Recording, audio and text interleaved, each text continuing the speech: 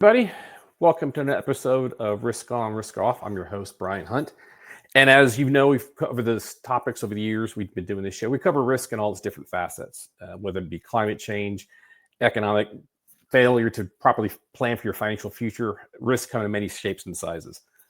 And I think we've all realized over the years, especially since COVID, that things that can happen on the other side of the planet can have detrimental impact at home. And so definitely geopolitics has become front and center over the years. And I think we all got a better sense of how, a pandemic that starts in China can impact your operations back home and how that can have impact economically.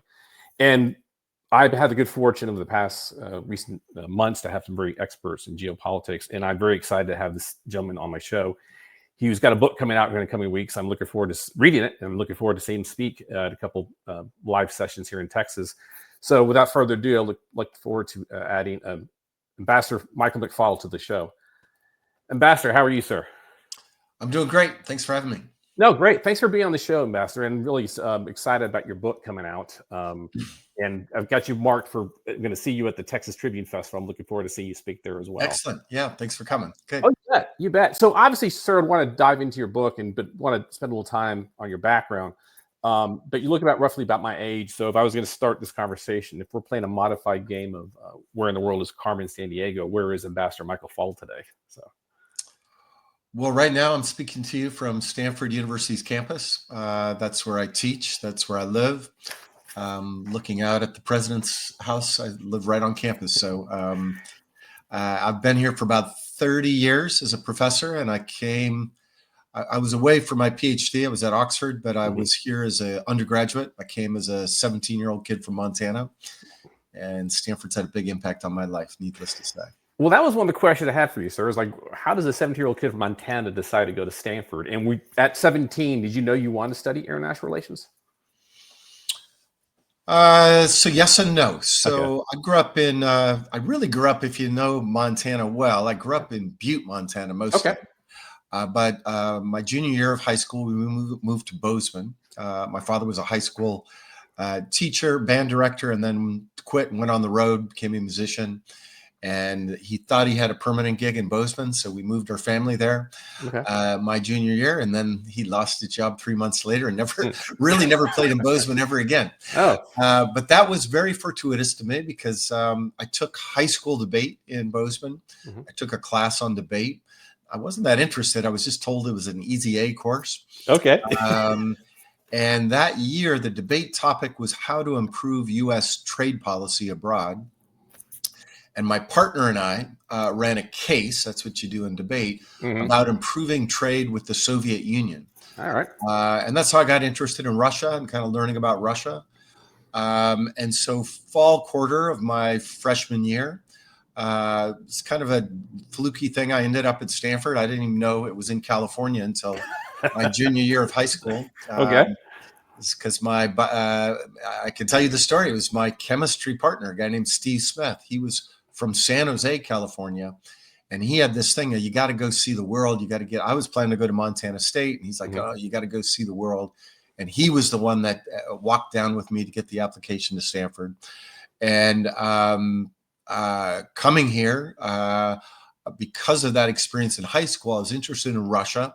So I took first year Russian. And I also took a course called, it was titled Poli-Sci 35, How Nations Deal with Each Other, that fall of 1981.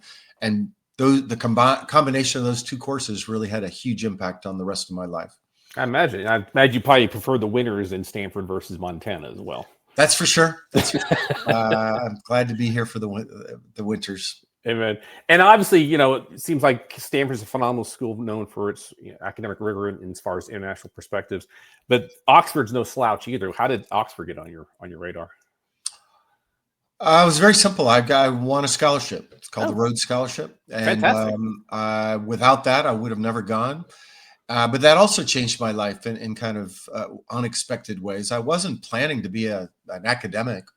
At that time in my life, I had spent time overseas. I'd studied in the Soviet Union, spent a summer in Nigeria. I was interested in international affairs, but I was planning to go to law school and make my way to the policy world in Washington.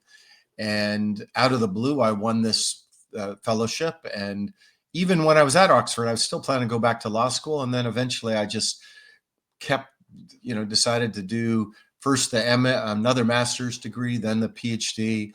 And as a result of that, that's how I got into academia. Great. And so you spent most of your career, you've been teaching at Stanford, correct? Yes. I started here in 95. Oh, wow. So it's amazing. Because I think I heard you on with Chuck Todd recently. You're coming up on you've been, I think you said your 40th anniversary, not sorry, anniversary, but your 40th reunion. That's correct. Yes. So as a student, 40th anniversary, that just happened over the weekend. We had thousands of alums here. And, but I just started my 31st year teaching at Stanford. Now I went away for a while. I was 5 years in the U.S. government, but this has been my base of operations for a long time. So that's a great segue. So obviously it leads up to the book. So for people who don't know about you, sir, I would love to hear about your experience, your 5 years in working for the government. Obviously your stint in the National Security Council and then ambassador to Russia. I mean, how would you characterize those years? Those were fantastic years. Yeah. I worked for President Obama. I was a political appointee at the National Security Council. That's how academics get into the government. I'm actually not that partisan because what I work on national security issues don't fall neatly between the Democratic Party and the Republican Party. I teach a whole course on that here at Stanford, by the way. But it was a great, it was fantastic to end up there. I spent 3 years at the White House, and then when I told my immediate boss it was time for me to go home. Academics usually spend just 2 years in the government. That's the average. We had a great run, and my boss said, you can't leave. We need you. And then he called me later. He sent me a text actually saying, I just talked to the big boss. That's President Obama. Mm-hmm. And he said, you can't leave. I went home and my family was like, you promised us 2 years here in Washington. You didn't say we're going to stay forever. And through that set of negotiations, I ended up getting a more family-friendly job, which is when I became the U.S. ambassador to Russia and moved my family there in 2012 to 14. And just, we can talk about our mistakes and things we did right and wrong. I wrote a previous book about that, by the way, pretty honest book. We made some mistakes, in my view. Okay. I made some mistakes as ambassador, most certainly. But the opportunity to serve my country, first at the White House and then as the representative of our country in Russia, was an honor of a lifetime. I love both those jobs. And if I ever get the chance to do it again, I will. And if any of your viewers and listeners get the chance to serve our fantastic country, you will not regret it. No, and I want to circle back on the whole concept of public service when we get to the end, sir. But I think it's very noble and it's needed. But obviously, you've been in the room. You've been overseas. You stared across the table from Putin. So you've been, as we say, in the middle of all of it. So. But obviously, understand from talking and he listened to some of your podcasts and some of which you've written on Substack. This book has been years in the making. Yeah. Tell me what was your mindset to come up? I mean, obviously, you've written other books, but what was the mindset in thinking about this book? Well, that's a complex question. It kind of changed over time. I want to be honest, Brian. So, I've always had an interest in communist and post-communist countries. I teach a course from time to time here at Stanford about how these countries changed from their original setups, which was focused on Russia, but also focused on the rest of the post-communist world and included China and Vietnam and communist countries too. So I had that interest a lot for many decades. And I'm not an expert on China, but I was thinking about it. And originally, a decade ago, there was a discussion in our country about how economic modernization was going to liberalize the political regime in China. And I always thought that was kind of strange. I'd written about how there had been change in Eastern Europe, and it wasn't through gradual change. It actually was the breakdown of communist regimes that allowed countries like Poland or Estonia to become the prosperous countries they are today. So it initially started with that. Mm-hmm. So I went to China a few times, spent a summer there in 2015. Then there became, with the Trump administration, a new debate about the Chinese threat.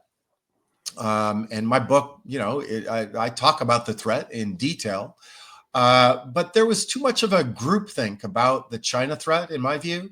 And I worry that we were repeating some of the mistakes we made in the early years of the Cold War about thinking about this threat in Manichean terms and overestimating the threat. And so that was the second impulse that got me to write about it. A third one, there's only four, don't worry. The third one was that I'd always feared that, yeah, China has more power than Russia does, but that's not the whole game. Just because you have power, it also matters how you use that power. Mm-hmm. And I had the sense that in my country, in the United States, we were underestimating the Russian threat because we were just focused on capabilities and not intentions. And tragically, that has proven to be true. I wrote the first draft of this book before Putin invaded, launched his full-scale invasion of Ukraine in 2022. And what we saw there was, yeah, Putin doesn't have as much capability as Xi Jinping and the Chinese Communist Party, but the capability that he has, he's using to very detrimental means, in my view, and threats to security and prosperity of the free world. First and foremost, obviously, to Ukraine, but the threat to Ukraine is also a threat to Europe and is also a threat to the United States. So I felt we were underestimating the Russia threat. That was the third impulse. And then the last one, which is really just the coda to the book, after our last election, but it really predates the election. I want to be clear about this. It really predates the last election, which is there's these isolationist tendencies here in the United States today. Correct. They're most prevalent in the Republican Party, but they are growing and strong in the Democratic Party as well. And there's a sense of, why is it our problem? Why are all the world's problems our problems? Why do we need to care about Ukraine? Well, that's not our problem. What about Taiwan? That's far away. Why do we have to give our money, right? I hear this when I give talks around the country all the time. Mm-hmm. By the way, I've given 2 talks in Texas in the last 2 weeks. Just I know. Yeah. Because I want to go to places where these are harder debates, and I get hard questions. And so after Trump's reelection, those impulses were growing. And so the last reason to write the book is to make an argument to all Americans about why it's in our national interest to be engaged in the world, not just because we're good people. Yeah. And by the way, I do think we are good people. I do think Americans, at the end of the day, care about values. And they see, like in the war in Ukraine, the difference between good and evil. Oh, yes. They understand it. And my applause lines in my book talks are always when I'm talking about values and good and evil. So this notion that Americans don't care, that's not the experience I have. But even if you don't frame things in those terms, I actually think it's in America's national interest for our security and prosperity to be engaged in the world. And that was the last reason to write this book. Awesome. So for everybody who's joined us, I am interviewing Mr. Ambassador Michael McFaul. He's got a new book coming out. And if you want to send us a question, look at the bottom right-hand corner. You see a picture of me with an oval next to it. If you go ahead and press in your question, you make it clean and respectful, I'll bring it to the ambassador's attention. So bring it right there in the bottom. So Ambassador, let's set the stage. And so obviously you made allusion to it. We've always had this since the founding, and we founded this country, and we want to be away from Europe. We kind of left Europe. We wouldn't involve in religious wars. We didn't want to be taking over territories, exactly, all that good stuff. And we had the benefit of 2 oceans on each side of us. Even up until World War I, I mean, there was we were dragged into it the last second, for lack of a better term. We didn't want to go in there, but the things changed. And that was supposed to war to end all wars. But then how the reparations and in the treaty of the Germans, that was pretty tough, which brought about Hitler, which brought about Second World War, and we're in the middle of it. And if you could say that if it wasn't for us, it might not have gone the right way. Yes. But then after World War II, Europe was pretty much decimated. And the western side was decimated, eastern side is under communist rule of the Soviets, and that communist idea of the goodwill of all man, whatever, was attractive to an entire nation that had been destroyed. And we came in with the Marshall Plan. Yep. And we created a brand new system. Bretton Woods, we created this brand new system that helped, I think, bring stability to Europe, bring economic revitalization. But that was actually our system that we benefited from in attracting players to come into it. But there's always been, like you met, there's always been that sentiment, like, why do we have to be involved with this? Why us? Why can't Europe do it for us? And obviously the Soviet bloc had a whole perception that fell. Yep. Maybe we can get out of this. But if anything, we've had this system over the years that we benefited from, but we're almost like, I would say, in the past, 10 years, trying to degrade it, even though we benefited from. I mean, how do we get to this point? Well, that was a great summary of American foreign policy in the last 150 years, Brian. That was fantastic. Thank you. And before I get to our current moment, I just want to underscore a few things you said, because when we were weak and we were a fledgling republic, my book begins in the 18th century, talking about U.S. Russia relations and U.S. Chinese relations back then. Isolationism did serve us well.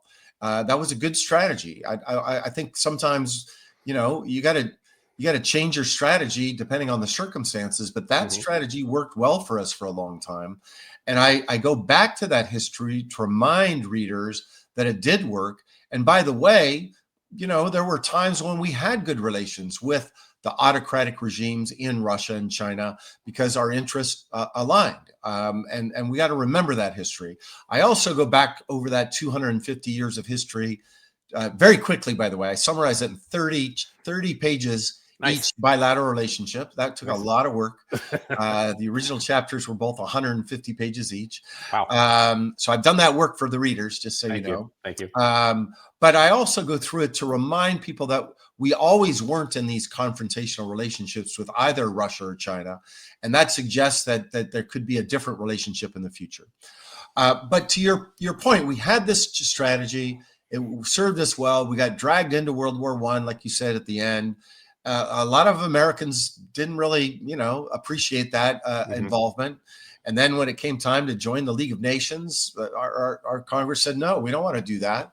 And then we went into the 1930s and the Depression. And so we went through a period of isolationism again after that mixed experience with World War I that didn't end well for us, as you were alluding to, right? We said what happened in China didn't matter to us. What Japanese invaded them? Why do we care? Yeah. Then Hitler and Stalin went into Poland and Czechoslovakia, Hitler earlier, and then Stalin went into the Baltic states and Finland, and we said that's not our problem. It's far away.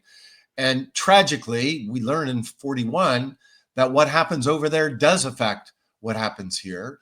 And we developed then a new strategy that you alluded to, where we decided we had to be engaged in the world. And what focused our mind was the rise of the Soviet Union and the communist threat. And so we did build this system where we united the free world, especially in our economic power, the Bretton Woods system, created the World Bank, the IMF, later the World Trade Organization.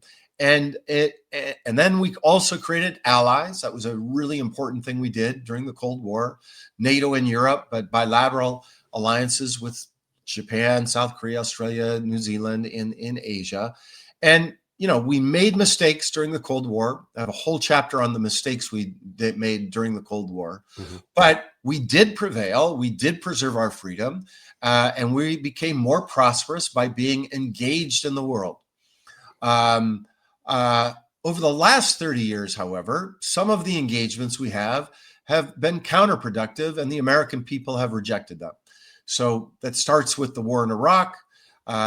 Most Americans supported it at the beginning, and most Americans rejected it by the end.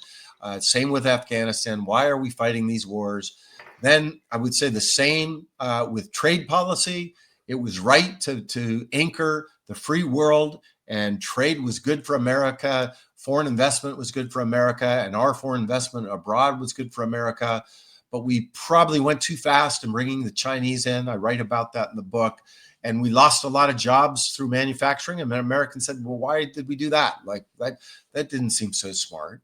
And so we got to this point today where those isolationist tendencies are back. And it reminds me a lot of the 1930s, where people just say it's not in our national interest to be engaged. And my response to that would be 3 or 4 points. Okay. Number one, unlike the 18th century that you're describing, those oceans aren't going to do us any good when it comes to ICBMs or cyber weapons. We can be attacked in seconds. Tragically, I'm attacked from time to time by the Russians in the cyber world. So those things that used to be useful to us, they're just not as useful anymore. Yeah. Number two, Churchill once said, I'm just paraphrasing, the only thing worse than going to war is going to war alone. And I think Americans need to remember how instrumentally positive our alliances were during the Cold War. And then when we were attacked on September 11, 2001, our allies came to our defense. Correct. A lot of Americans sometimes forget that European soldiers from the NATO allies that we have, they died with us in Afghanistan. They weren't attacked in Afghanistan, but they died with us because of our alliance. We want them on our side. And this notion that we're better off alone, I just think is wrong. Yeah. And then finally, on the global, market, the global economy, we need to correct. And, I have a lot of details about how we need reform. But the idea that we're going to build up tariffs and we're going to have our own economy and we're going to cut ourselves off from the rest of the world and we're going to be fine, I just radically disagree with that. Okay. We tried that again, and we tried that in the 30s. We tried that, and it didn't work. And if we try that, who's not going to try that? China. Yeah. They're not going to try that. No. They're going to continue to trade with the rest of the world. They're going to continue to invest with the rest of the world. And I worry that if we keep down this path, we'll be isolated, we'll be Fortress America, and the rest of the world will be intertwined with China. That's not a good that's not a good long-term outcome for our prosperity or our security. No, I totally agree. And you hit on a couple of points I want to go back to. This is a fascinating conversation, but we at least got a first comment. Ted Allen says this is an awesome conversation. Got a jam though, but thank you, Ted Allen, for bringing your comment to us. Okay, so you made something. I had this note going into this: the invasion of Iraq. Now we had Afghanistan, Iraq. I don't think anybody had any real question about us going into Afghanistan, considering that that's right. Bin Laden was there, being held out by the Taliban. But Iraq was another story, especially when we look back upon it. All intents and purposes, the books got cooked. The large extrapolations on questionable security to make this justification. Sir, you were in the room? You've been in the system, and you've been after that. How did the invasion of Iraq deteriorate our standing diplomatically in the world? Greatly. I mean, if you go back just a little bit earlier, and another president from Texas, George H.W. Bush, when at the peak of our power and the peak of the attractiveness of our ideas, 89, 90, 91, that was a glorious time to be an American. By the way, I was living in the Soviet Union at the time. Wow. And was like a rock star only because I was from America. Yeah. That was my one qualification. Because everybody wanted to be part of our system and our ideas and our music and our culture. It was just an incredible time. And I was living in Moscow when President H.W. Bush, in response to Saddam Hussein's invasion of Kuwait, said that's against the rules of the liberal international order. That's what they called it back then. Mm-hmm. He said, annexation is wrong. We're not going to stand for that. And he rallied the entire world, including the Soviet Union, including the Chinese, to say that we're not going to allow that annexation to happen. And we did that within the United Nations and within a blessing from the international system to do that.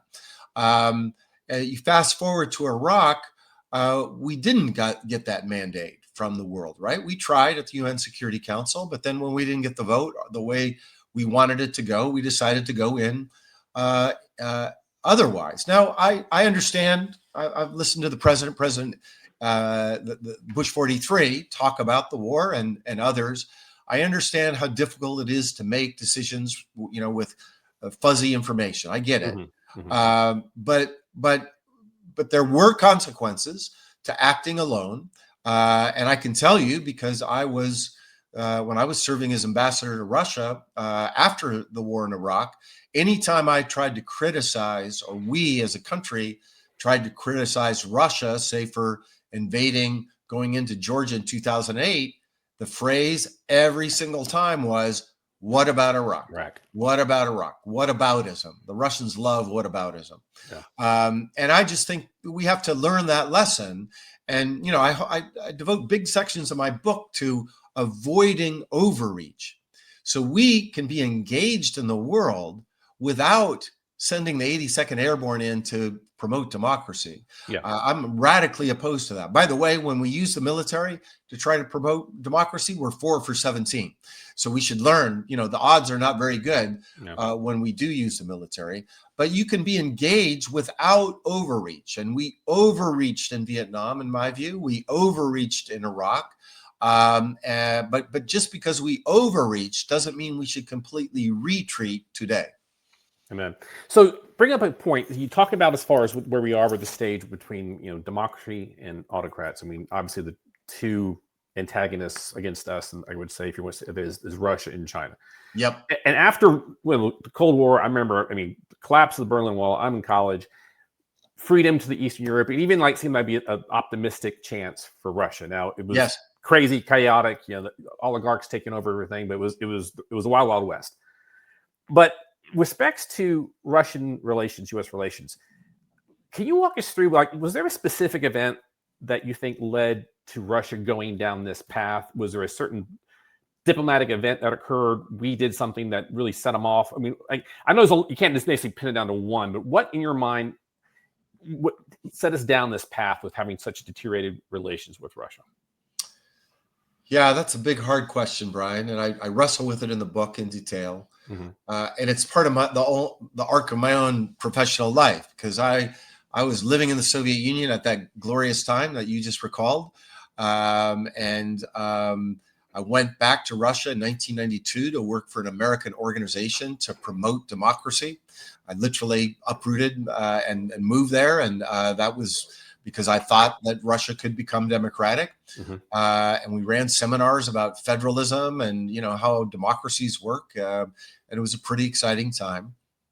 I think there are 2 or 3 big missed opportunities, some on our side, some on their side. So on their side, first and foremost, they didn't consolidate democracy.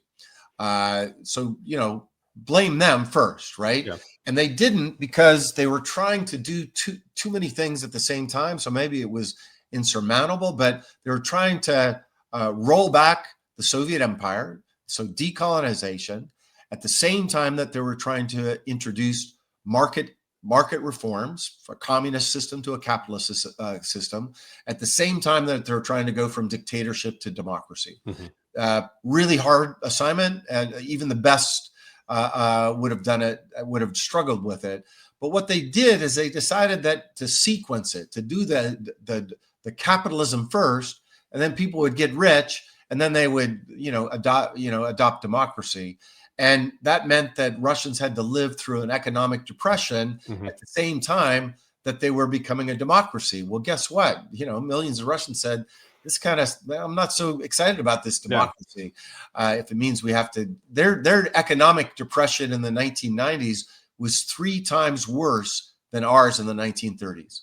So that was on them, but we could have done more. In my view, you invoked the Marshall Plan earlier. Mm-hmm. We leaned into that and helped them consolidate and helped with, especially on the economic hardship, they might have consolidated democracy. And imagine a world today where Russia was democratic and in our camp that would be helping us balance against the Chinese. That's kind of what happened after World War II. Our old enemies, Germany, Italy, Japan, because we were so fearful of the Soviets, we helped them recover. Mm-hmm. We invested big resources and they became our allies, but we missed that opportunity. But I think there was one other really big event. So Putin comes into power. He's not a Democrat, but we were still close, and we were working together with them. September 11th happened in our country, 2001, and that brought us together. And that was real, by the way. I've listened to President Putin talk about his affinity his close personal relationship with George W. Bush, President Bush, Mm-hmm. and that was real at the time. Let's not rewrite history, because we had a common enemy, the terrorists. But then there were these democratic revolutions, first in Georgia in 2003, and then in Ukraine in 2004. And for Putin, we didn't do that. The Ukrainians did that. Georgians did that. But in Putin's mind, that was the Americans fomenting revolution against one of his allies. And if I had to point to one turning point, I think it was probably the Orange Revolution in 2004. Okay. So to that point, and I want to pivot to China here in a second, but if I look my above average concept of international affairs, and Peter Zion talks about this a lot as far as with Russia, it's also demographics and it's also territory. That's true. Because with the Fallujah Gap, think about where the line was of the Soviet bloc, having Poland and Hungary the geography allowed Russia to control any Western expansion better because of what it accessed. Right. Now that these countries have gone further east and the borders of NATO have gone further east, I mean, in my mindset, I can see from a historical standpoint why the Russian establishment gets paranoid, because you had Napoleon and you had Hitler going east. Yeah. And once you get past it, you have this open fields. But then is that part of the process of, when we think about Russia and their mentality, is the history they've had to go through and just, pass as president, and they don't want to be, at the receiving end of NATO expansion? Well, that's definitely the way Putin thinks. Yeah. And the way you just described it is the way he thinks. But I'd add a couple things to it. I actually think it's democratic expansion, not NATO expansion, that really scares Putin. And let me explain that. You're most certainly right that he invokes that history. And I've lived several years of my life in the Soviet Union and Russia, and the threat from the East, and you just talked about the two biggest ones, is real. And that's part of the Russian mindset for sure. But what I would add to that, after 45 and then after 49, the creation of NATO, NATO has never threatened to attack the Soviet Union or Russia, because it's a defensive alliance, and we're not crazy. That was crazy. Ask Napoleon, ask Hitler. That didn't work out too well for those guys, and we have never done that. I would also say the Soviet Union and Russia never attacked a NATO country, and I think actually that system helped to keep the peace. It was not provocative. And, I'm looking out at my neighbor right now, and I'm looking at his house. If I build a fence around my house to protect me, it's only a threat to him if he wants to try to, break into my house. It's only if it's just a fence to defend me, it's not a threat to him. That's a different, more offensive things. And I don't see NATO that way at all. But that's not me. That's me. That's not Putin. And I want to explain Putin in two ways. One, when Russia became democratic, and I believe, and this is controversial in my field of study, by the way, in academia, but I think Russia was a democracy in the 1990s. It wasn't just some oligarchic, thievery state, corrupt state. I lived there then, by the way. It was a rough place. Yep. But they were moving towards the West, and Yeltsin wanted to join NATO. And he wasn't threatened by NATO. He wanted to be in NATO because he wanted to be part of the West. Correct. And had we worked that in a better way, we might have avoided this moment we're in now. But the real threat is a Slavic nation practicing democracy. That's what threatens Putin. And let me tell you two stories. Okay. One, I was in a meeting with Putin in 2011 with the vice president at the time, Vice President Biden. And we were arguing over Georgia. And at one point he said, the problem with you guys, you Americans, is you look at our skin and we look like you. And so you think that we think like you. And then he stared at the head Biden and he said, but we don't. We're different from you. We are not European. We are not part of liberal, decadent Europe. We have a different culture, a different history. And that's the argument he makes to his people back home. That's why they need a czar, a strong state, different way of governing. than we have in the West. But he also makes an argument to his people back home about Ukrainians. He says Ukrainians are just Russians with accents. They're not an independent nation. It's all illegitimate. He blames the Bolsheviks by the way, for dividing Ukraine and Russia in 1917. And then he blames us for the collapse of the Soviet Union. But if you put those two things together, if Ukrainians are practicing democracy, then that's undermining Putin's argument for the way he rules Russia back home. And this became very vivid to me one time talking to a really courageous, great Russian friend of mine who was killed by Putin in 2015. His name was Boris Nemtsov.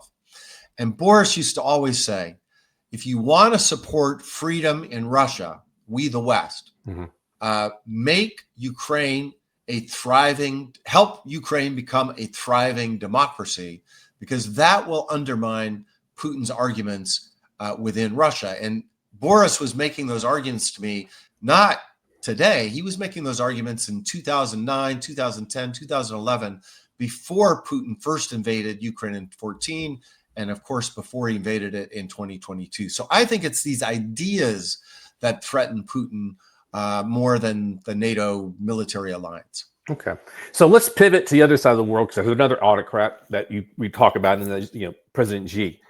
And you credit him specifically exacerbating U.S.-China tensions. What has he done differently that his predecessors weren't doing or willing to do? And I guess, is that part of he has a bigger vision of what China should be versus what his predecessors were? And how does that conflict with us? Yes. So great question again. These are all great questions, by the way. I don't need to keep saying that. These are big, hard questions. These are not easy ones. I got you for an hour. I got to do it real quick. So in the book, to explain conflict, right? So I start with the historical section, 2 chapters to explain how we got here. And I weave together 3 different factors, not just one. 1 is power, 2 is regime type, and 3 is individuals. And I do that, because I think that a lot of this debate has been oversimplified, just looks at one of those variables. And I think it's the interaction of all 3. So, are we in a big conflict between, the U.S. and Kyrgyzstan? Are you losing any sleep about Kyrgyzstan, Brian? I have a hard time pushing on the calendar, on the map. So and there you go. And that's because Kyrgyzstan doesn't have any power to threaten us. So nobody's worried about Kyrgyzstan threatening us. So everything starts with power. And I start my book with power. When China was weaker 30 years ago, we were less worried about them. The fact that they're so powerful today, that's one factor creating conflict between the United States and China. And that would have happened irrespective of who was the Chinese leader. So that's the first thing. We got worried about the rise of Japan, by the way, in the 1980s, irrespective of who was the leader of Japan and irrespective of the regime type. But then regime type, I think, matters a lot. That's the second driver of conflict. And to oversimplify a very complicated history, democracies are not threatened by each other. In fact, there's a big theory in social and political science that argues that democracies don't go to war with each other. And there's some complicating extraneous cases, the War of 1812, depending on how you code the British at the time. But it's a pretty big finding if you think about it. When's the last time we went to war with a democracy? Doesn't happen very often. Almost never. But then you think about who have been our greatest enemies over our history. They've all been dictatorships, right? Hitler, Stalin, those come to mind, Mao. And you think about it today, the countries are threatening us.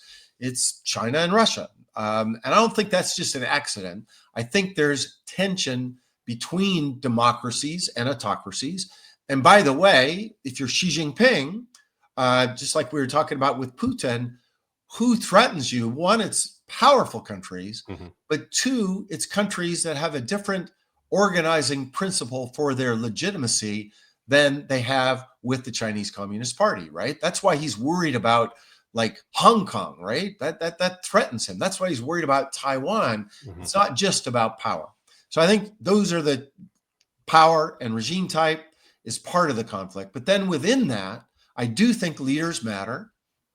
And again, this is not a very popular idea in academia these days. We've kind of written out leaders, right? We don't even talk about them a lot in the kinds of theories we have.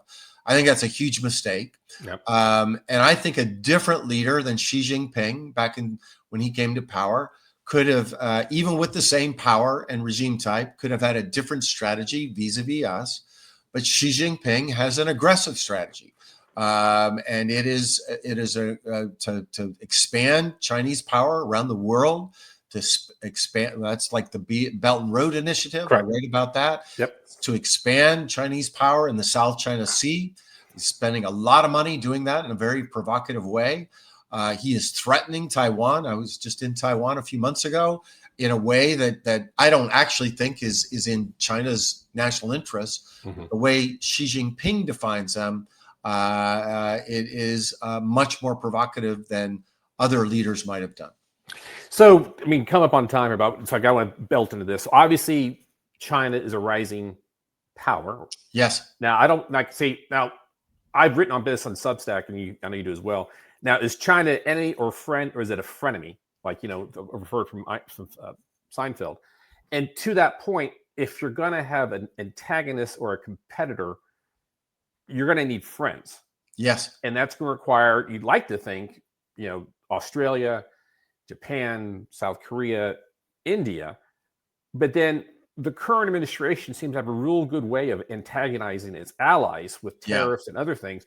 So then why would they want to go to bat with you if the other guy's being more accommodating? How would you sort of summarize this current state of affairs? Yeah.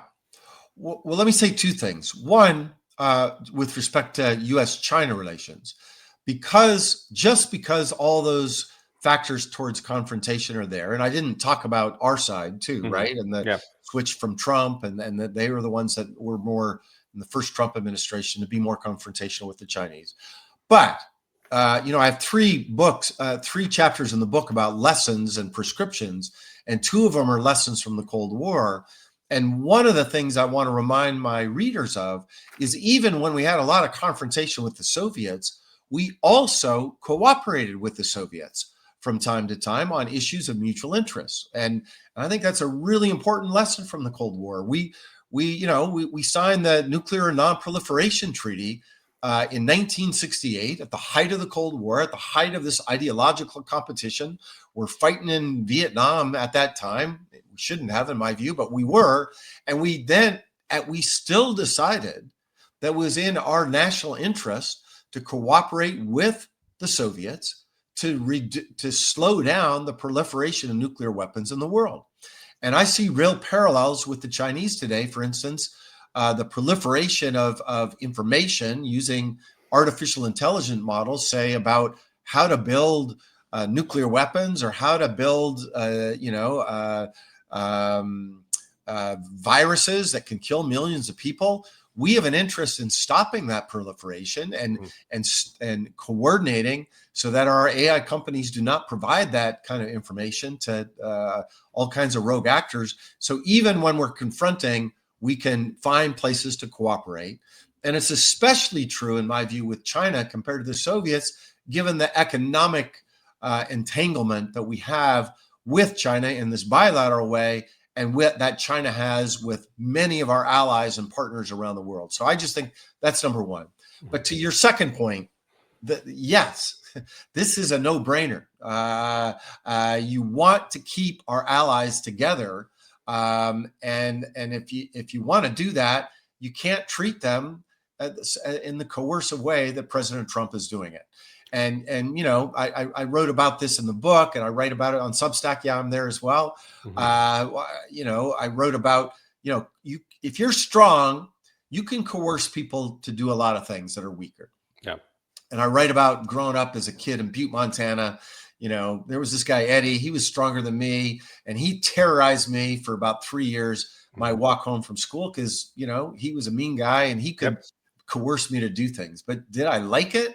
No.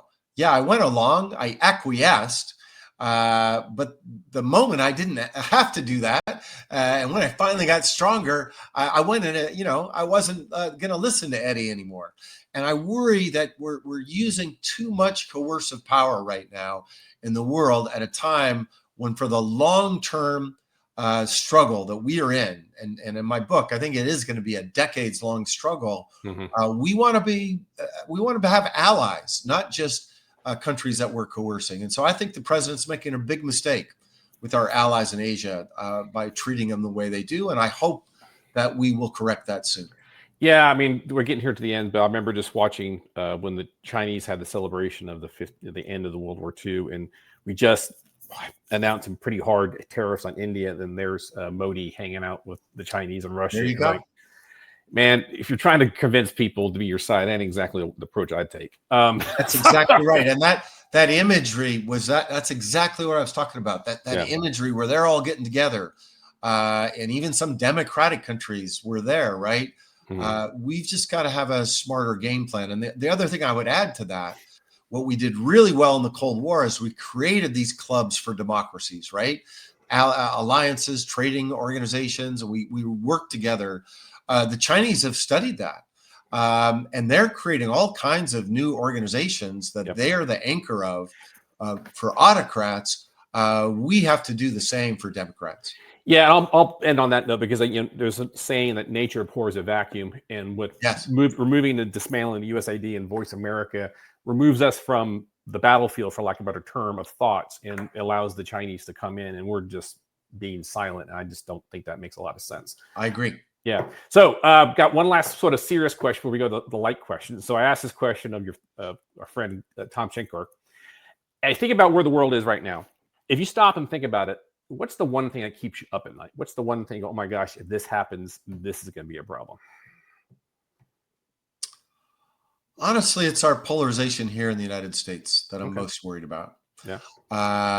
We have had periods of polarization before. I write about it in the book. People have forgotten about it, but the late 60s and early 70s was a pretty tough time in America. But the level of,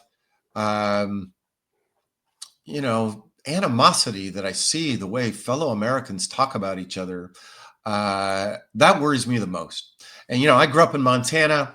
I think we're mostly purple in Montana, and this red-blue divide. I think the elites have pushed us this way. My high school debate partner is a senator from Montana, Senator Steve Daines, and Steve and I get together and talk. I bet you we agree on 90%. It's, we can do it in a cordial way because we've known each other for decades.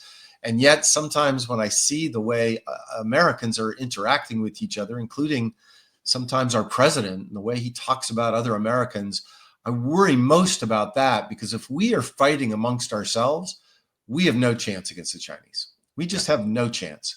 And yet if we are united, I still think we're the greatest country in the world. We have some of the most talented people in the world, and we've done it before.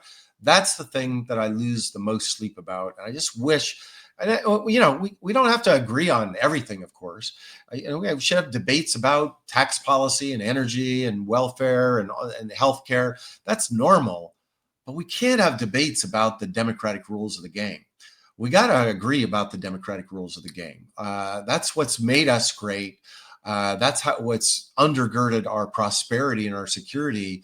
And if we begin to tear those down, I really worry about how that will weaken us here at home, and not only against with vis-a-vis China and Russia, but I experience this. I travel a lot. I experience this in our countries that are friendly to us. They're like, oh my God, what's happening in your country, Mike? Maybe we got to have better relations with the Chinese because we can't rely on you anymore. That's what worries me the most. Yeah, and to that point, there's a specific reason why I don't use TikTok. I don't want the Chinese playing with the algorithm. Yes. And I think it's a big threat. People don't truly understand. 100%. I agree 100%. All right. So last couple of minutes here. So Mr. Ambassador McFaul, when you're not writing about international affairs or teaching your students at Stanford, what do you do for fun? Well, Saturday night was a great night for us. Yeah. Because we watched us defeat Florida State. That was pretty big. That was pretty impressive. Was a huge victory for our football team. I'm a huge football and basketball fan here at Stanford, and I help them recruit from time to time. We got this new guy back, Andrew Luck. He played here at Stanford, and then he obviously played in the NFL, and he came back, and now he's not the coach, but he's trying to reinvigorate football here at Stanford. So that's something I do a lot. I'm a huge. My father was a country western musician. Okay. So I listen to a lot of music, and some of the most joyous times in my life are dancing with my wife and kids to music. One of my nephews got married over the summer, and went to this beautiful dance party at a big barn in Montana. Nice. And I'm saying this in part because I'm referencing back to the earlier question. Yeah. We were all out there doing the two-step, and I learned I'd never done these line dancing. I learned to do some line dancing because there are a bunch of people from Missouri at this wedding, and then I'm getting better at that. But there were Democrats and Republicans and independents all out there having a good time together, and I love that. Dancing and football are two of my favorite pastimes. So, who are your favorite country western performers, singers, songwriters? Who do you listen to the most? I'm going to look up my playlist as we talk. I would say Kip and Bo, because that's my dad's group. Nice. So that's not a fair answer. I listen to all sorts of music, by the way. I want to be clear about that. I just recently met at a conference I was at. Pitbull. Have you ever heard of Pitbull? Oh, yeah. And I was at this conference, and I just got the dancing going. And so his agent found me and said, "Thank you for getting out there." As a result, hopefully we're going to get Pitbull to come. So, but I'm just going to go through my list because you asked. I'm just going to, one is on my top list right now. I see Luke Bryan, Old Crow Medicine Show, Hank Williams, nice, Steve Earle, John Party, Kenny Chesney, very good, Shabuzi, Beyonce, she's on there, Texas Hold'em, Sam Hunt, Tim McGraw, Walter Hayes. You get a sense. Dirk Bentley. You get a sense of my musical taste. That's throw a little George Strait, Willie Nelson there. I think you'd be good to go. So I'm a huge fan of Willie Nelson too. I cannot Thanks for saying that. I've seen Willie perform recently here at Stanford. He is going strong. And the song he does with Waylon Jennings, "Good Hearted Woman." I don't know if you know that song. Yeah, I do. That's the theme song of my family. Oh, very good. So the good-hearted woman and married to a good-timing man. Yeah, that is literally the theme song of my mom and dad. Nice. So obviously you've been a man of the world. You've traveled international affairs. What are some of your favorite locations? If you're going to recommend somebody, if they can, the top 3, 4 in the world, you say you got to go here. That's a great question. I've never lived there, but my wife did when she was a student. And it's had a huge impact on her life is Italy. So she studied in Florence. And if I think about just magical cities I love to go to, Florence would be at the top of my list. Okay. But it's not just the place. It's I was just speaking at a conference in Lake Como a few months ago. That's a magical place too. It's not just the place, it's the way that Italians live. And whenever my wife and I have to make a big family decision, she always says, "What would the Italians do?" They figured out the right way to live. So I would say Florence would be on the top of my list. Very good. Very good. And last question, sir. So if someone's sitting here watching this and listening to your podcast and going to read your book, what other books would you suggest people should read to maybe get a sense of where we are in the world? Or thinkers, who people should they follow? No. I'm gonna. You can see I got lots of books here. Yep, I do. There's one. I'm just trying to remember the title. Here it is.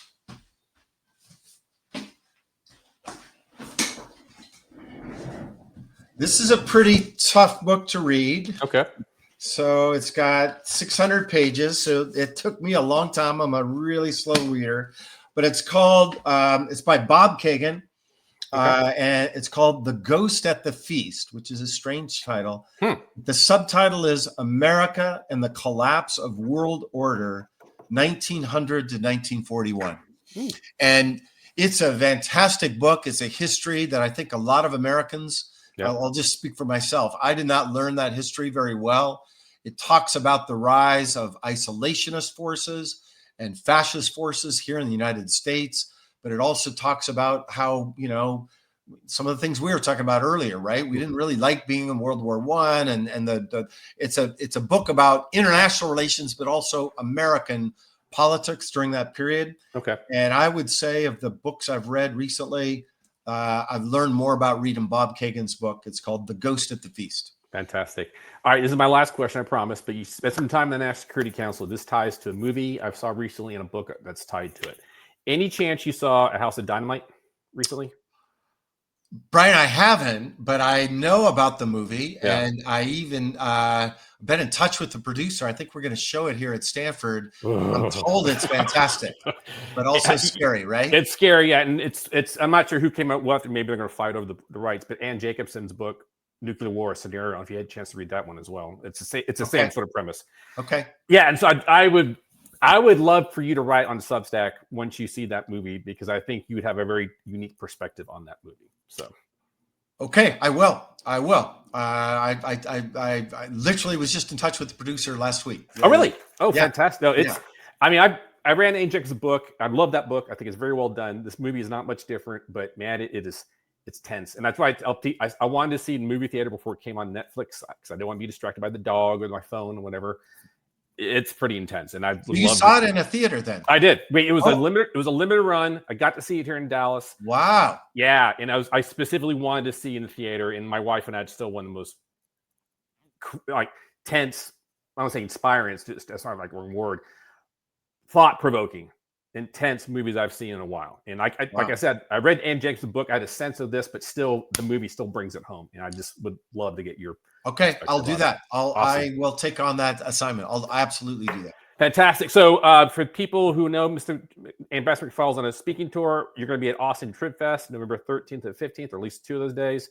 And then I think you're speaking at the Dallas World Council of Affairs on November 16th. I plan to see you hopefully at both of those, sir. Yep, I'll be there twice. Yeah, I'll be on both those places. Looking forward to it.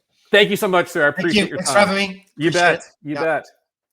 So that was a wonderful conversation with Ambassador McFaul. I cannot stress, in this time, it's important to have a sense of geopolitics, because what does happen on the other side of the planet will impact our world. And, his book is coming out next week. I look forward to getting it and reading it, because I think, we all learn we're not an island. What happens on the other side of the planet can affect us at home. And what we know can help us prepare for a better future. So, like all things, guys, I hope you enjoyed this. You can subscribe to this video on my YouTube channel and be able to see this video and all other videos at that channel. Until next time, guys.